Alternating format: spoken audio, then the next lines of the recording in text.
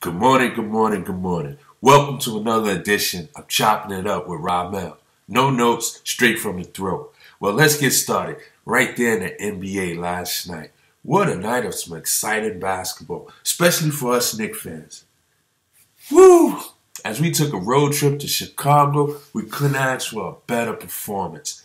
I'm talking about contribution from everyone. The starting five in double digits, Rose and Noah getting the treatment from the fans, video presentation. Yeah, a few boos for Derrick Rose. Hey, it's to be expected. But what a performance that they put on. New York gets out the gate 22-6, and then they give us a scare. They're down at halftime by 57-56. But throughout it all, they were well coached last night. Jeff Hornacek didn't go to his bench as often. The bench is suspect to begin with, but he didn't go to the bench as often. He only played Quinn, Jennings, and Holiday off the bench. They gave strong contribution. Jennings didn't jack up too many of those bad shots that he often do. Just what a performance. Derrick Rose. What can I say about this guy? Guys, the performance he put on last night, 15 points, 11 assists, his quickness to the basket, his ability to finish around the rim. What a performance that he put on. Listen, we're not asking for the old MVP Derrick Rose. We're not asking for that, guys. We're asking for this Derrick Rose. A Derrick Rose that can score when he needs to score, but a Derrick Rose that can set up everybody else. 15 points, 11 assists. Guys, we can live with that every night. Give me an idea that the assists was such a factor last night that we had our season high of 32 assists compared to 5 turnovers. And on the season, we're averaging 19 assists. A tremendous game. Joakim Noah, he broke out of his scoring a drought. He came into the game averaging 2 points a game. You're starting center, 2 points a game. He finished with 14 points last night. What an effort.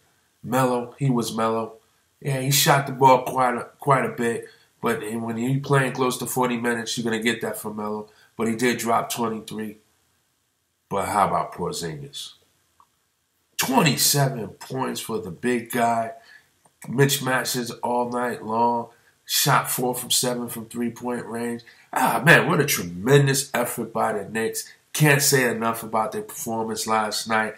I hope this is reasons to be optimistic when we watch a game like this. I hope it's not just about the Knicks being able to fare well against a team that A, does not shoot a lot of threes, B, that doesn't have a dominating point guard.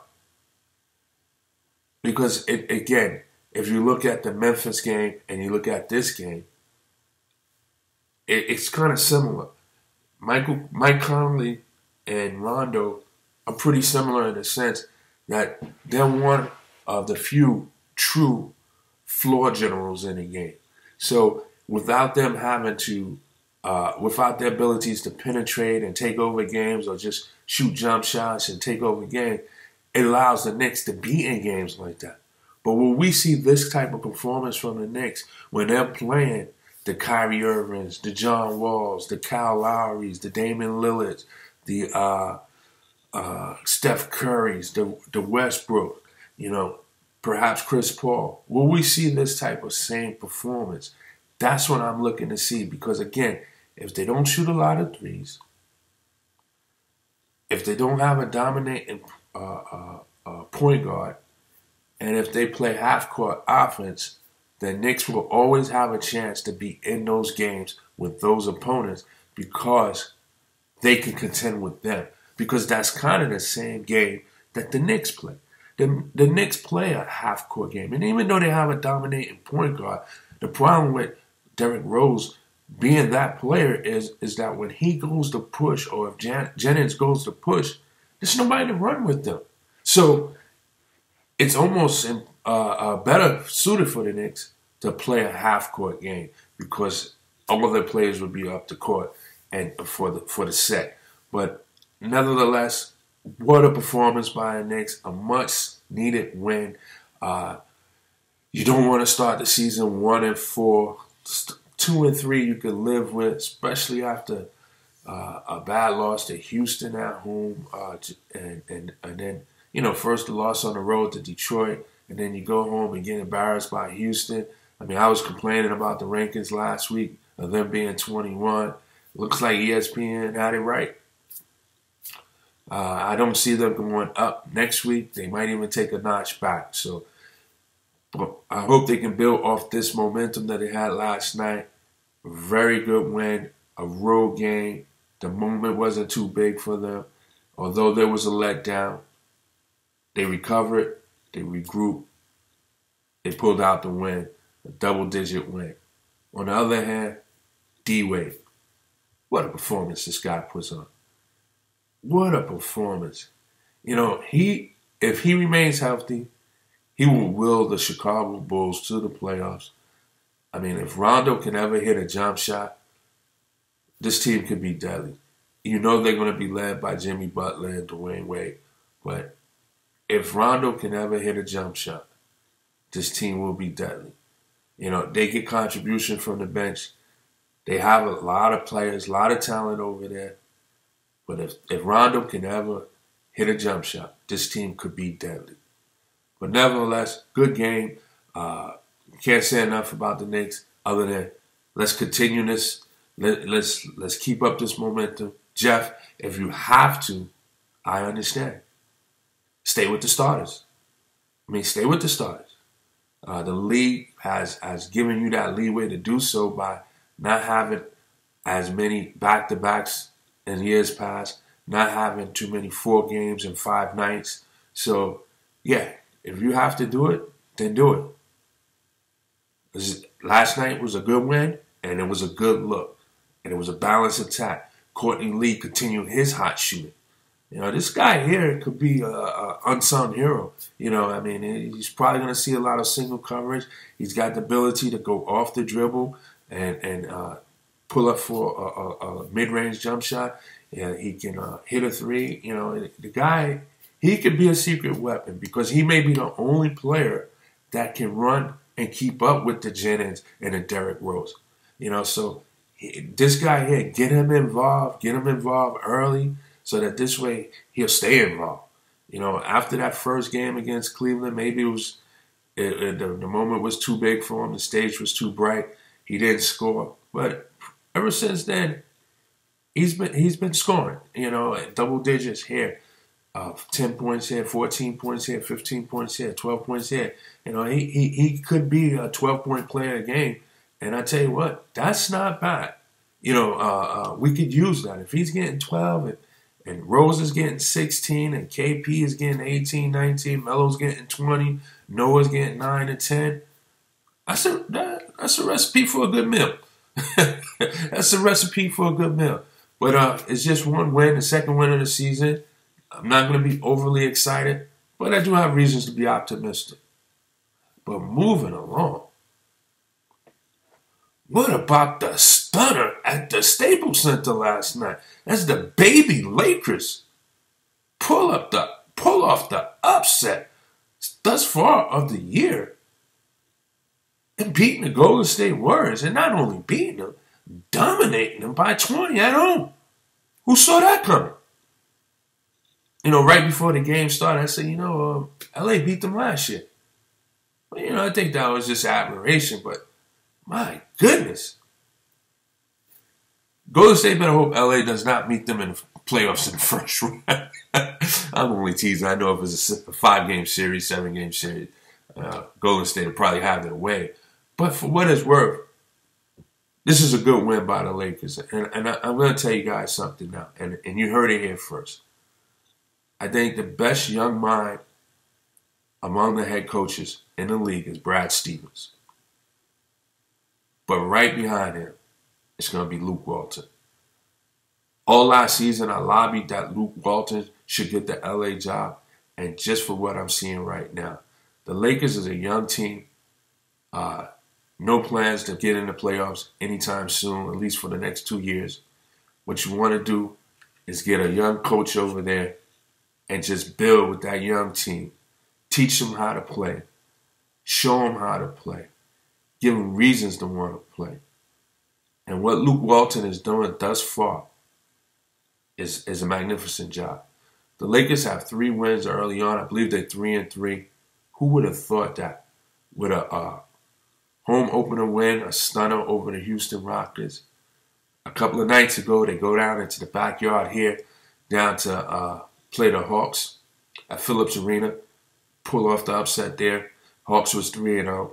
They come back home, and they get the Golden State Warriors on an ESPN night doubleheader and pull off the upset.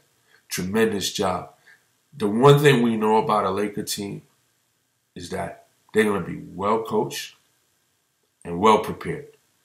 Luke Walton is going to have them well coached and well prepared. And with them being as young as they are, they'll never get tired. They gain contribution from everywhere. Last night indicated that.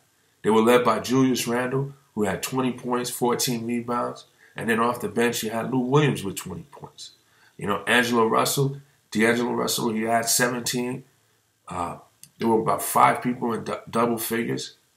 And I cannot say enough about the resurgence of Nick Young. Who is this guy? You know, all off season, you had LA fans talking about, get rid of him, trade him, dump him. He's not this, he's not that. One thing I know what he is, he's a scorer. And right now, he's a starting backcourt on the Los Angeles Lakers. And that feud with him and Russell, that must have died down because they're showing a little bit of chemistry on the court as they're becoming a nice little backcourt back there with Russell and Nick Young. I mean, they're putting up about 35 points a game. There looks to be some cohesiveness, some harmony. What a story by that. I don't know what it was that Luke Walton came in there and said to him and said to Jordan Clarkson, because Clarkson, who was the starting 2 guard, is now coming off the bench. Nick Young was out of favor of the Laker brass last year, is now starting and producing. What a story over there. What a story over there. I'm not going to say that the Lakers is going to make a playoff run, but I tell you what, it is definitely a feel-good story there, and it looks like Luke Walton has got this team believing in themselves, and it looks like they're headed in the right direction. You know, it wouldn't be a bad idea to get another lottery pick, but more importantly, if they're playing well, maybe they can do something this offseason that they haven't been able to do in a long time, and that's attract a major free agent. Just think about that for a second. A major free agent. What if a Blake Griffin decides to walk across the hall and sign with the Lakers next season? Just something to think about. On the other hand, Atlanta Hawks right here down in my backyard start off the season 3-0. I didn't have them as a playoff team, and I still don't. It's not surprising to see them lose back-to-back losses, but I tell you what, their perimeter play is very suspect. I believe that in order for them to make a playoff run, they're going to have to make a major trade. There's a guy out there that I like. I even like him for New York if he was willing to come off the bench. But there's a guy out there that I think will fit what they need to do or need to have. And they got pieces to give up. They need to try to get Rudy Gay. I think Rudy Gay will solve their problems on the wing. One thing about a Rudy Gay, he's not a me person in the sense he's got to get the ball from the inbound and bring it up. Definitely, once you give it to him, he's going to shoot it. But with the spacing on the court, his man is not going to leave him to go down and double team on Dwight. And with Dwight being a willing passer, if the double team comes, he can find an open Rudy Gay. And Rudy Gay, he's a 20-point scorer in this league. Don't get it wrong. He's just played on some bad teams. When he played on some good teams, we've seen the best of Rudy Gay. He's often buried down there in Sacramento. But he was on that Memphis team when they were making some runs a couple of years ago. Never knew why they let him go, maybe because of financial reasons. But he would be a good fit with the Atlanta Hawks right now, playing an inside-out game, kind of sort of with Dwight Howard. Remember, shooter.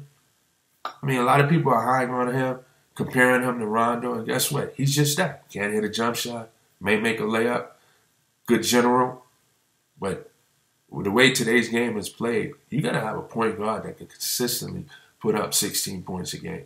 And if not, threat for 30. You know, you got to have that because the other team may have that. And if they're putting up 30 and you're not giving back 30 and you're only giving back 9, man, that's a recipe for disaster. So to make up for that, you might need some wing play. Rudy Gay would be a good fit down there. Before I close, just want to touch on it. Once again, the Pacquiao fight tonight. He's fighting Vargas for the WBO welterweight belt. Should be a good performance. Vargas is 27-1, and in some circles, Pacquiao is a top 10 pound-for-pound fighter of all time. So it should be a good fight. Should be a good fight. Couple of good college football games on today. I think Ohio State, Nebraska will be a good one.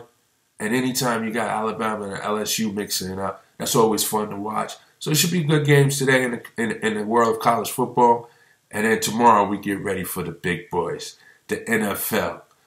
No fun league. Got some big matchups. So until then, you guys have a great Saturday. And I see you then. This is Ramel, chopping it up. Once again, no notes, straight from the throat. Peace and blessings.